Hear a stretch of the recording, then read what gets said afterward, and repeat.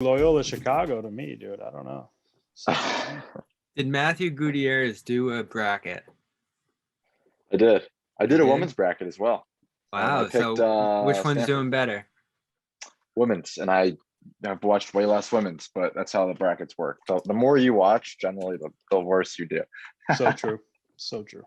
As James knows, James is good with college hoops, and he might be doing well. I don't know, but sometimes I feel like people who know the game don't do well. No, so true. Some of my brackets are okay, but other ones are just like totally trash. Like the Midwest region is totally trash.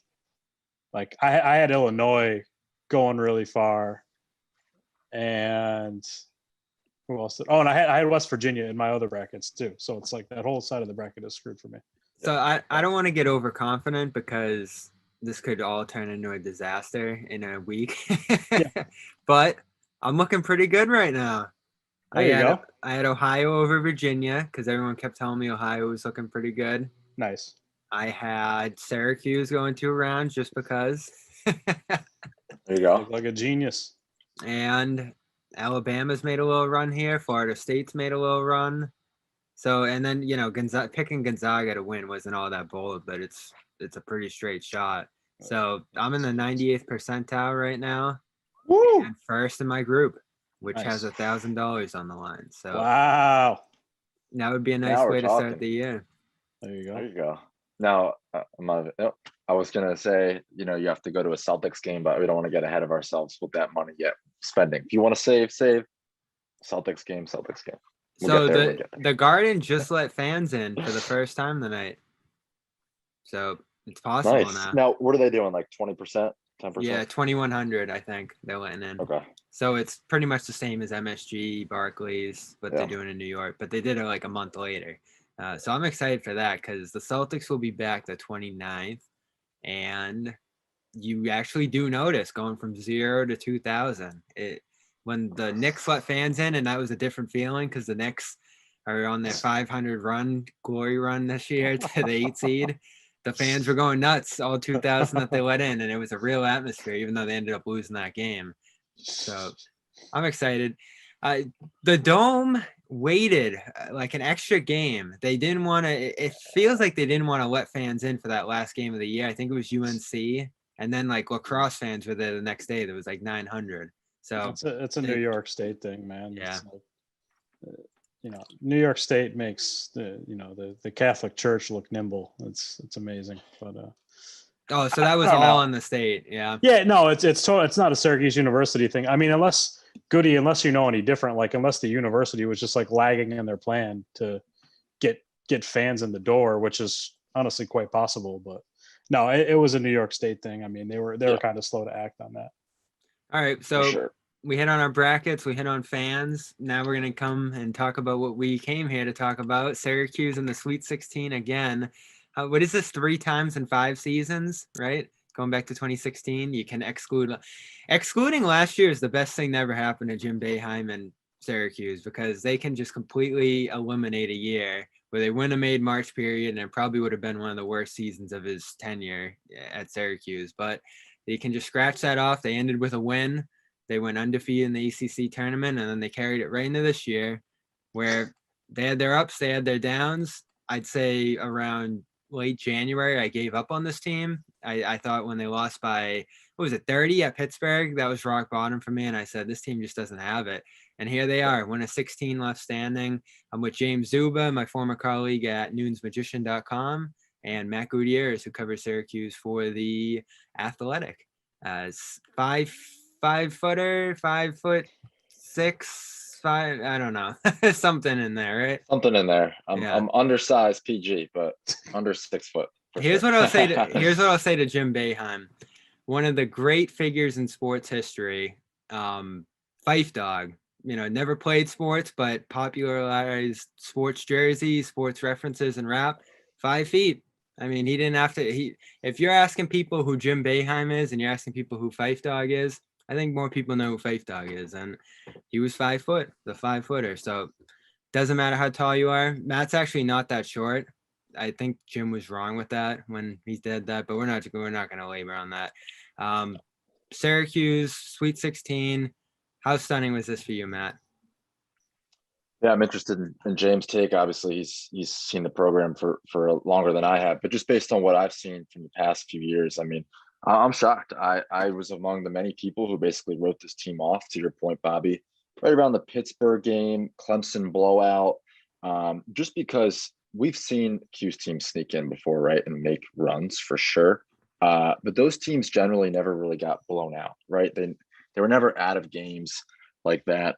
There might be one or two anomalies, but they were always in games. They were competitive, and mostly because of the zone, right? The zone in those seasons, 2016 and 18, notably, was really solid. I think the 16 team was top 50, top 40 zone, and the 2018 zone was a top 5 defense in the country. So you always had that to rely on. This year, you didn't have the zone. It was floating in the 80s and 90s for most of the year. And here they are still, after giving up all those point totals, flipping the script, really dialing in defensively. The numbers don't really show it, but even just a couple of rotations that they weren't making earlier in the year now makes a big difference. And then obviously the shooting has been on fire. And so I think those are not to overthink it. I think that's simply where we're at right now.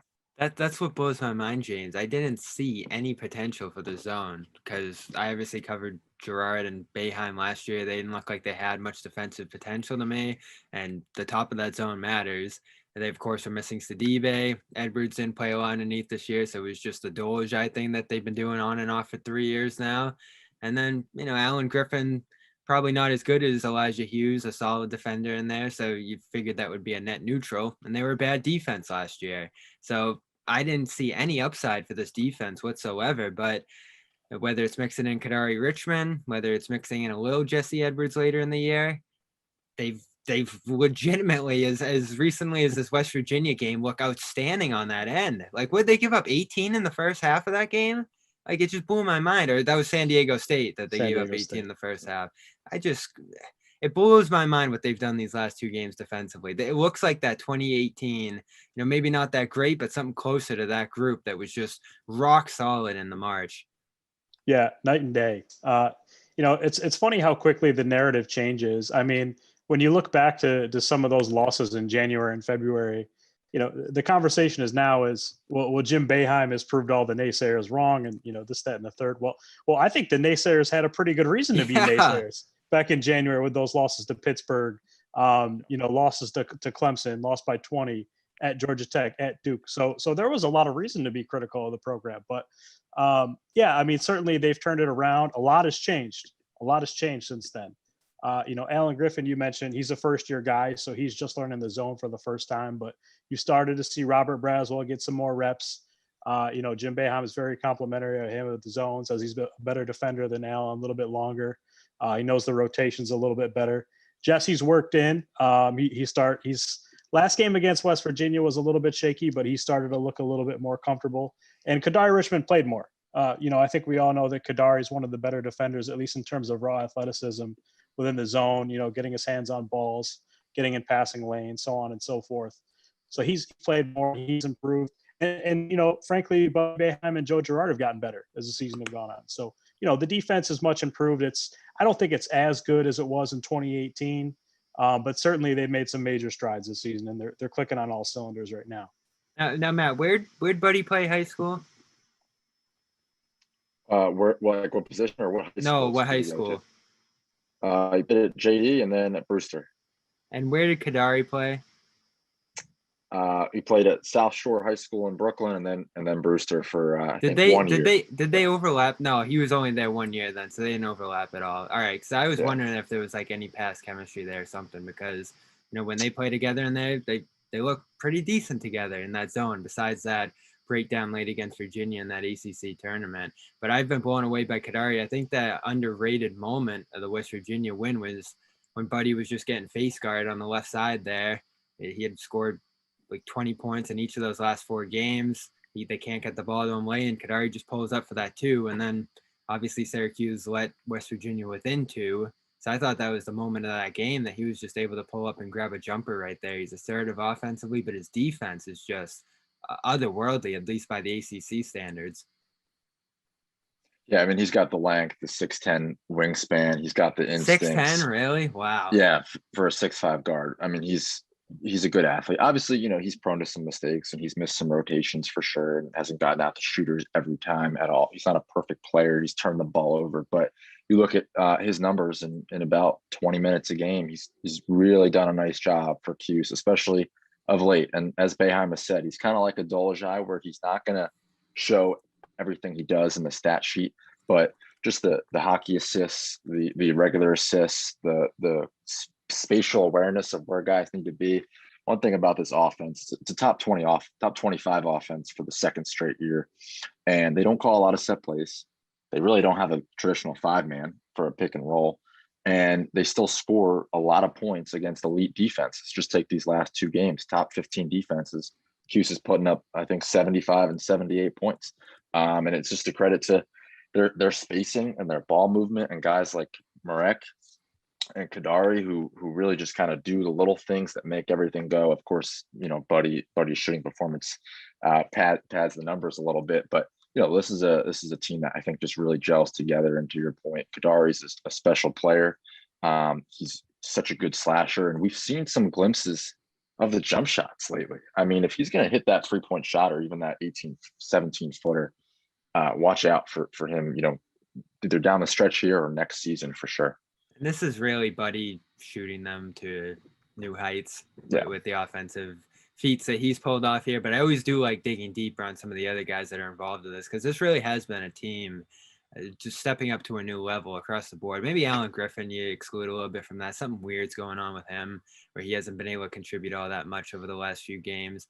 But I want to throw Robert Braswell at you, James, because if I'm ever drawing parallels between the Celtics and Syracuse, and I always do, there's a Robert on both teams that when they're playing through the roof, and Robert Williams, of course, is the guy with the Celtics, the team has a new ceiling. I never saw one for Robert Braswell, though. We always hyped him up, but we never knew if there was actually potential there. And then he comes out and hits a ginormous shot down the stretch against West Virginia, but also has just played good basketball the entire postseason for this team. Second half of the year, it felt like he's the first guy off the Syracuse bench many nights, and he's a real contributing force for this team, and maybe a piece for a few more years here at Syracuse. It's unbelievable what he's been able to do down the stretch of the season, because he was ready to transfer from Syracuse at the end of last year, and he looked lost in the shuffle at the beginning of this year. Yeah, he's been a factor, and he's carved out a role early in the season. As you mentioned, he started off 0 from 12 from 3. Just didn't really look confident. Didn't really look like he had enough reps in. Maybe some of the pauses had something to do with that, especially because he's a shooter, at least on the offensive end. But I think by and large, for the most part, defensively, he's been good. Syracuse could kind of rely on him defensively, and I think that's kind of why he kind of won out that backup forward role. But offensively, he's come along. I mean, he's taken another step forward. He looks a lot more confident. He's stepping into his shots with rhythm. He's starting to make some reads too.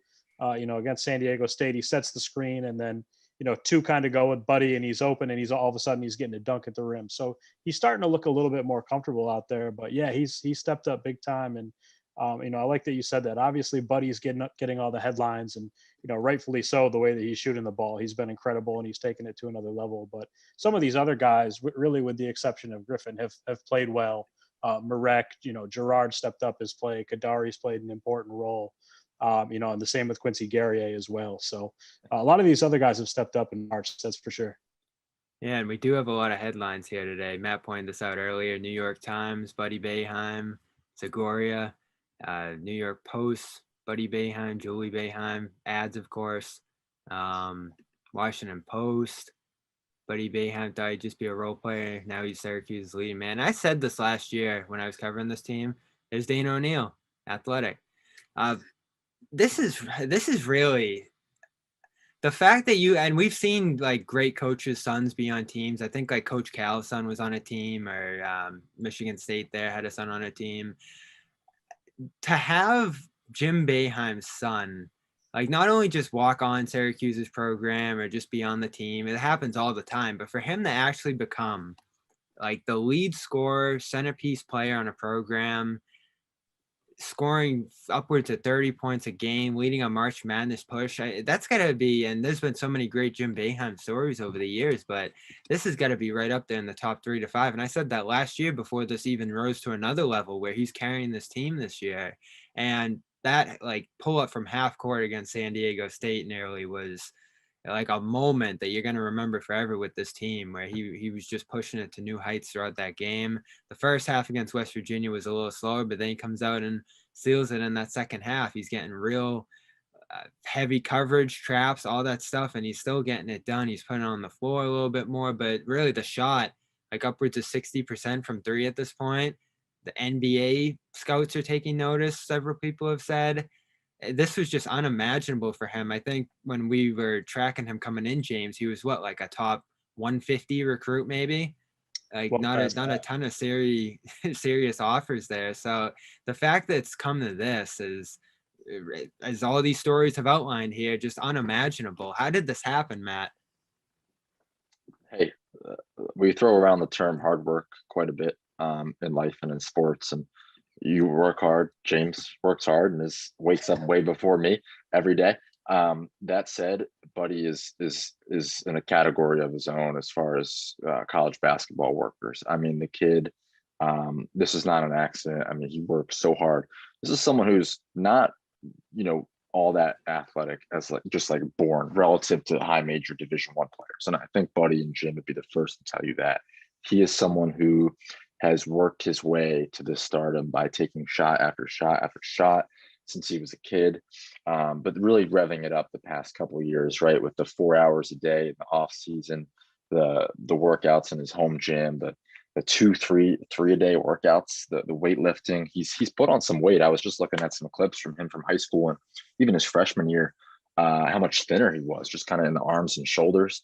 And he's put on I guess lean shooter's muscle, if you will. Yeah. Like he's not too bulky. Him and Gerard both came into this year looking much bigger. Yeah, for sure. And I think Buddy's just toned and has really owned in on that. He's got the high release and he's creating for his own a little bit. Obviously, he's more of a shooter than anything else, but he is creating a little bit off the bounce too. So quick too, that release. It came off his hand so quickly against West Virginia. I was just like, what is this? Like, is this Curry here? What is going on?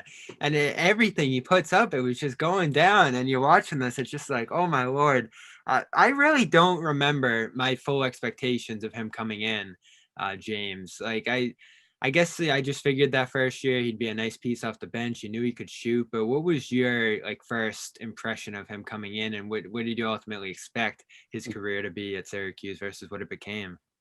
Yeah, it's funny. We look back on the recruiting rankings and say, "Oh, Buddy was a sub 200 player." Well, there was good reason for that. I mean, players get better, and that's a testament to his work ethic and the time that he's put in, and he really has. He's really improved. But no, initially coming in, I mean, I thought he could be successful. I didn't think he was going to play much his freshman year. Certainly, when you think back to that backcourt, they had Frank Howard, Tyus Battle, and then a top 50 recruit coming in, Jalen Carey, in that same freshman class. But they needed a shooter. He played a little bit his freshman year. He played okay. And then his sophomore year, he really took off too. I mean, he had a really good year last year, kind of in that, I guess Robin Hood role, if you would call it, or right next to Elijah Hughes. Elijah led the team in scoring, but Buddy was kind of that secondary scorer. And he led the Power 5 in makes from three-point land. So he had a pretty good sophomore year. I think people forget that. But, certainly this year he's put in the work. Struggled out of the gate, tested positive for COVID back in December, as we know.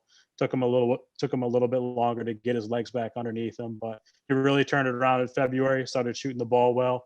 And then in March, he just evolved into something completely different. I mean, it's kind of unbelievable just the way that he shot the ball. It's been another level.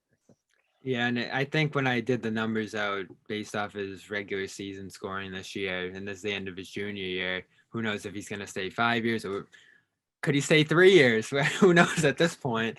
It looks like he'll probably be a top 35 scorer in Syracuse history, I think is what he's on track for by the end of it. So he's really going to go down legitimately as one of the best players in the program's history, which is unimaginable. But Jim still holds out that he was better, Matt, right?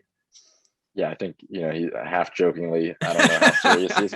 You never know with Jim. Like sometimes he's being sarcastic. Sometimes he's throwing a little shade in there. As you guys both know, right? You kind of, you're not always sure of the tone, but yeah, he said Buddy's the better shooter, but Jim still thinks he's got him. This is when they're both 20, right? So Jim at 20, Buddy at 20, even age, relatively even athleticism. I don't know. I'm taking Buddy every day of the week, but I guess I got to look at some Jim clips. I don't think I've gone Buddy around to that.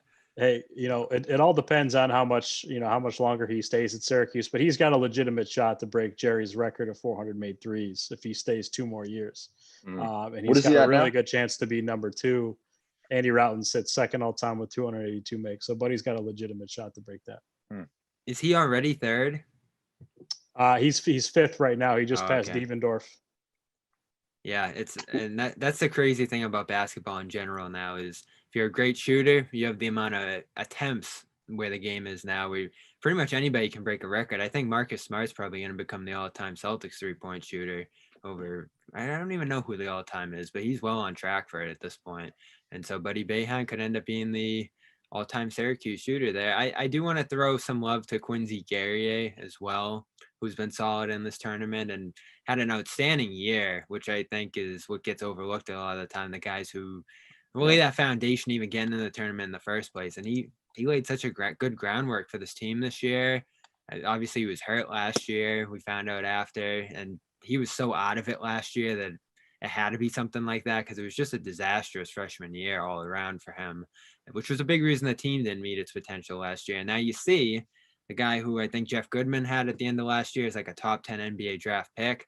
I don't know if he's going to have that sort of potential after meeting his expectations this year, but at the very least, he's made Syracuse a really. Let me put this on the record on Boeheim, and you guys can take it where you want from here. No matter what you think about the high moments with him vocally and the low moments with him vocally and the low blows or whatever, I do think the one thing you have to give him credit for this time of year is that vocal advocacy for the team and the respect he has around the college circles and stuff, because every time it comes down to this team being on the bubble, you hear every single day from him, yeah, we're in. And like the announcers are repeating it and the people around the league are saying like, oh yeah, the Syracuse, they're in. And the system's so convoluted, whether it be like the net rankings or what wins better than another win or what team on the bubble is above another team, that I really think, and this is just me guessing here, maybe Matt, you have like a more research view on this, that Boeheim advocating every single day that the team's obviously in, and it hasn't always worked. It didn't work in 17 and probably wouldn't have worked last year, but this year in particular, when it seemed like this team was going to be a first 4 team, maybe not in at all, it seemed to help at the very least that he's out there every day so well connected and has such a platform that he can just throw out this notion that they're obviously in and they have a resume that's perfect and everything else, and all of a sudden they have the 11th seed and don't even have to do a play-in tournament. That's kind of what struck me about the weeks coming into this tournament. Yeah, I mean, he definitely, will certainly use. I don't have the context. It seems like he does use the press conference late in the year more than other coaches to sort of advocate for being off the bubble. I could be wrong on that. It just seems that way. Part of that might be because he's a Hall of Fame coach and he has a lot of reach in what he says, and maybe other bubble teams don't have a Hall of Fame coach who have that much reach. It just seems apparent for sure that he does make that argument. Does it help them get in the dance? We'll never know for sure. It might. I think, one thing that certainly helps or plays a little bit of a role at least is we even just saw the Sunday ratings. I mean, the Cuse West Virginia game was the most watched game so far of the tournament.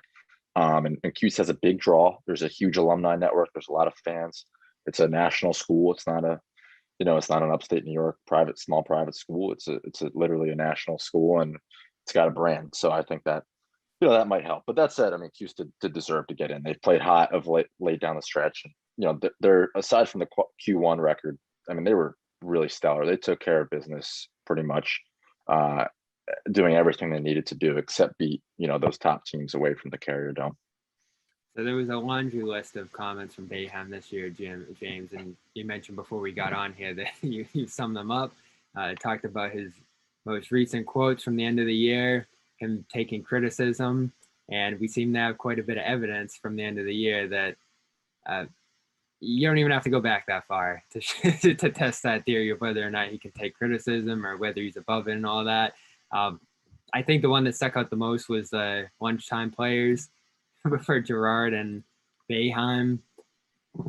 Again, you mentioned it before we got on here, that seemed to be taken out of context, but that's just what he does. He spins it. He makes it motivation for himself and the team, and he just can't seem to help himself sometimes when it comes to that stuff. Sure. Yeah. In fairness, if you're just seeing a tweet, and we could all do this based on people throwing up graphics and tweets and stuff all the time.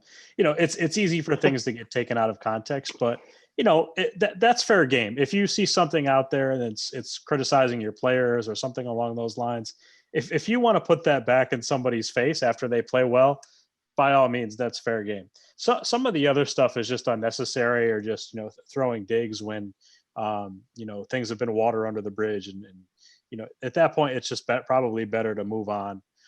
So I mean, Boeheim's going to do this. It doesn't really matter what anybody says. This is just how he is. It's just what he's going to do. But that's how he is. But the idea that he doesn't hear criticism or it doesn't bother him, I think there's a long list of instances in which we know that it is. And frankly, that's why people like him. I mean, people don't like certain Hall of Fame coaches because they act like robots, or they act like they don't concern themselves with opinions that come from outside their team. People like Boeheim because he's human. So I just think that's one aspect of him that he shouldn't really necessarily hide. I mean, I don't think it's necessarily a bad thing that he doesn't like criticism. Yeah. Or doesn't pretend not to like criticism. Yeah. One thing, can I add one thing in there real quick, Bobby? Please. Yeah, to James's point, I mean, look, I'm now on the long list of reporters who have been, quote unquote, berated, whatever we want to call it. If you think I deserved it, isn't it amazing? You step in the room and there's a moment. Like no one can step into that press conference room for any like a significant amount of time, let's say a season, and not have some sort of story on that front. It's unreal. Yeah, it is. It is. I can't tell you how many people email me, DO reporters from the 80s. Like I had the same thing. National reporters, welcome to the club, whatever. And the next day, the next week, hopefully next month, whatever it is, he's usually gonna just talk to you like normal again. That's the thing. And to James's point, I would, even if he wants to like get upset with me about something I tweet or write, like that's fair game. I don't even really care. I don't take it personal. I don't really care. I mean, I appreciate how honest he is. Like he tells us so much stuff after games. And does he throw his players under the bus sometimes? You could probably make the argument he does, and other coaches won't, but he is so honest, and that's what we want, right? So I'll take that over a dry coach who's going to tell me, just a couple boring scripted lines every press conference any day of the week, even if it means some of us get some heat. Like, you know what? That's fine, really. It really is. And I don't know exactly where it came from or the context of what, but lunchtime player just seems to be like such a dig that like fits into his era, like growing up and going to the Y and seeing those guys, and like that just seems like such like a 1970s 1980s like perfect gym day practice. Like if I was gonna diss someone's game now, I don't think I'd be calling them a lunchtime player. I don't know, but again, that was probably meant as a compliment, right, Matt? Yeah, no, it was. Again, it didn't come across that way. I understand how it didn't. Even Seth tweeted out it was meant to be, a compliment by that coach, and it's fine. Again, if they want to use that as motivation, by all means. These are volume guys, right? They were shooting 30%. I think, to what James said earlier, this is a team that, we can talk about how Cuse, all the haters earlier. I mean, it was deserved criticism. The team was not playing to the program expectations. And there's going to be criticism. There are going to be questions asked. Why isn't someone else playing? Why is the zone not what the zone usually is? And it's not so much like we're trying to attack anyone. It's genuine questions, number one. But number two, it speaks to how good this program is. Like this is the sixth winningest program in college hoops. If they're not meeting that bar or close to it, they're going to get questions because there is a high bar. So it's almost in that sense, can come across as a compliment to what they're capable of and what the norm is here, if that makes sense. For sure. So what stuck out to you guys otherwise about March? I guess I'll start off with the VCU Oregon thing. it was what it was ultimately. That's how the NCAA said they were going to handle this. Feels weird that Oregon got to go into round 2 without playing a game before, and who knows if that spilled over them destroying Iowa in that next one. But I was surprised that the fill-in team or whatever that was, like, was it too late for that? Was it too late for Louisville to step in and play that game? Or like, it just felt like it was handled weird. I guess it was so last minute that they just had to send them on, but that was kind of an early mark on the tournament. Yeah, as far as the replacement teams go, there was a deadline. Yeah. So I think it was beyond that Thursday. If they hadn't been notified by Thursday that they weren't going to get in regardless of what happened. So that's what you saw. Virginia literally came in the day before the NCAA tournament. If we remember back to the ACC tournament, they had the positive test. They had to wait to go into Indianapolis. So yeah, that's one thing that stands out. I think another thing that just stands out is just how wacky this NCAA tournament has been. It's already the lowest average seed in the Sweet 16 of all time. Yeah. So in other words, there have been more upsets and more lower seeded teams than any other NCAA tournament to this point. So that stands out. And then of course, everything being in a bubble, all the games are being played in Indianapolis. Some of the locations, Hinkle Fieldhouse where Syracuse has played, and some of the other arenas around Indiana. So it's definitely a unique tournament. It's probably, the most unique NCAA tournament we've ever had since the expansion, at least, just in terms of the upsets and how everything's in one location and teams are being bubbled and so on and so forth. Yeah, a little bit of an atmosphere too, which is nice. Matt, I'll throw this one at you. We'll get out of here and talk Syracuse enough. I think people are prepped for that Houston one on Saturday, but I can't let this one slide because I got to blast the NCAA when we talk. And I've gone a few digs in here yet, but what happened with the woman was really shameful. The gym and the facilities and the workout equipment that they were handed, and I forget who exactly exposed it on TikTok, I think it was, or across multiple social media platforms, but the NCAA's response, like spinning it to say like, oh, good thing we've been alerted to these facilities and the situations that the women athletes here have to go through. Like, we can make this a positive. Mark Emmert started making all kinds of excuses for it. It was just the most sleaziest response to legitimate gripes and really just a shameful setup there. And I forget what their excuse was. Like, that was like a warm-up setup to get before you were going into the game. But whoever showed it showed too that there just wasn't the same like expansive and comprehensive gym setup for the women at this tournament as there was for the men. And my whole thing on that is, if you're going to stand behind amateurism and Title IX, and that's going to be your setup here, that we're going to create equal opportunities for everybody, and on both sides, you're going to get a college degree out of this, and it's just all amateur for whether you're men, whether you're women, whether you're basketball, whether you're soccer, field hockey, all this stuff, you got to at least live by that minimum Title IX standard. And it's very clear that they don't. That there's two sports here that get preferential treatment over all the others. And even women's basketball, which has gotten, national TV status here, has stars that appear on SportsCenter and all this stuff. It's definitely one of the top tier college sports behind the top two, but they just don't live up to the standard of whether it be Title IX or just general equal opportunity for athletes across the board here. And I know it's special circumstances. I know it's a bubble and all that stuff, but it really was shameful, the visual. Yeah, for sure. The women's basketball championship, I think I guess it was 2 years ago. There wasn't a game last year. I think 2 years ago had as many views as one of the Grand Slam finals for tennis, which is a global sport. One of the NBA finals games a couple of years ago, I think game 1. So there's a lot of attention, especially at this time of year. And to your point, I mean, the game is, they play well.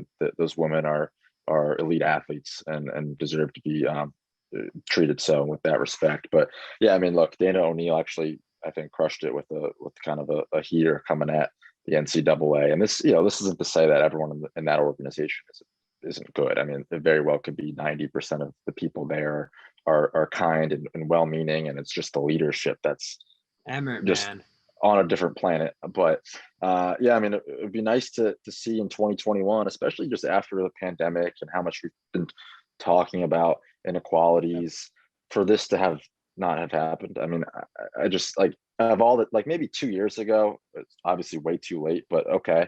But even just after the pandemic, we talk about kindness and equality. And those are such important themes. And then to just kind of flop on the biggest stage and just to write a check and send some equipment over there for the NCAA. All right, if it costs 30, 40 grand to set up a weight room, I mean, that to them, that's like $5 for me, so I just don't understand And again, what the deal is. if you're gonna take all the billions from this tournament every year, that's the least you can do. Turn it back into opportunities, especially for the young. I mean, that's the whole argument of amateurism, that these top football, basketball programs are gonna funnel down to at least a gym for the woman. So it's like, if you're not gonna do that, pay the men. Pay the men what they deserve and figure out other ways to compensate people down the line and just make this a more equitable situation here, because right now it just feels like that a few power players at the top are taking all the money from this big March thing we do every single year and fiending, whether it be through commercials or sentiments and all this stuff, a trickle down toward other opportunities for other people that don't actually exist.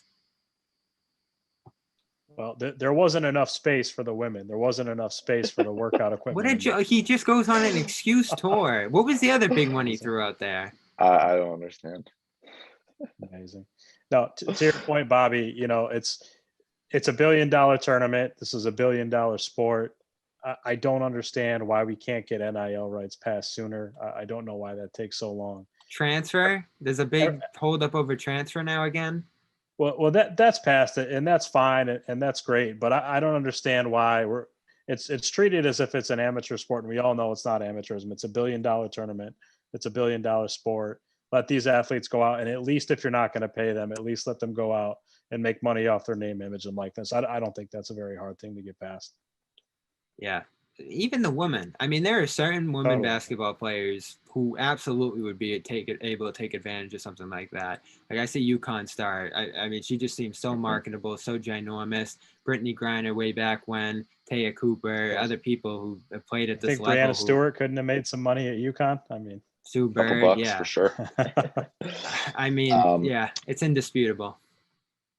You guys saw the Buddy Boeheim, I think the donuts thing. I didn't really follow it that closely, but basically, I mean, the kid can't even give, let's just say 100% of the proceeds to charity, help the Boys and Girls Club, help the Salvation Army, help, you name your favorite charity in CNY, and you can't even do that. I mean, he's not profiting $1 from that.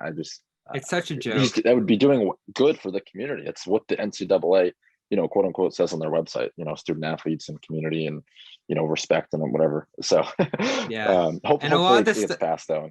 A lot of this stuff's inevitable, and you want to start making some of these easy changes to make some of the harder, more difficult decisions about the sport down the line. I mean, that's for another day, but this is stuff we've talked about forever, and the fact that so much of it still hasn't changed or even begun to change is so frustrating. And it really is the leadership at the highest level of the sport, and I think more power players like Jim Boeheim, like other people, are going to have to start speaking out on it. The problem is, a lot of the time, those people benefit from the power structure that's been put in place here, so they aren't always thrilled about speaking out on it and trying to get it changed fast. So it's a tough situation with college sports. We love to enjoy it, we love to consume it, but there is still so much wrong with it, it appears, especially when it comes to, equal opportunities up and down and equal facilities and all of that stuff. I think what is good about Syracuse is you got the women's basketball team that has the Mello facility.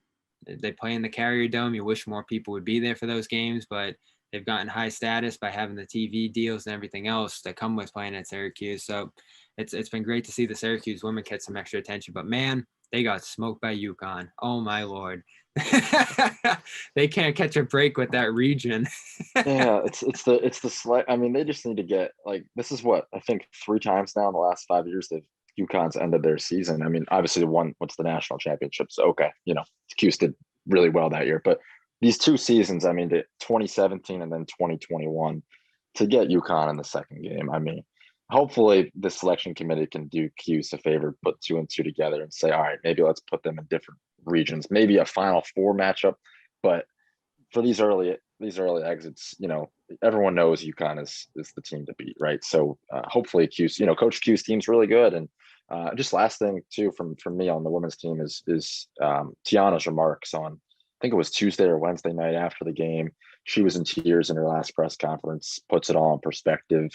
One of the most honest athletes I've seen, one of the most honest, candid press conferences, quite frankly, which is kind of a situation that's not designed for honesty, right? I mean, you don't really know anyone in the press conference. You got a mic, the NCAA logo is behind you. It's not really a natural thing for a lot of student athletes. And for Tiana to go out like that just speaks volumes. Some talk of her number getting retired, isn't there? Yeah, I think so, right? James Nunes Magician's written about it. The Daily Orange has written about it. Brent Axe has touched on it. The importance of just getting these women's jerseys retired, and Wild Hack seems to be getting on it. So that's good. Hopefully, we're in the right direction. Yeah, I think there's a committee in place now. I don't think it should be that hard to get some women's basketball jerseys retired. Yeah, for sure.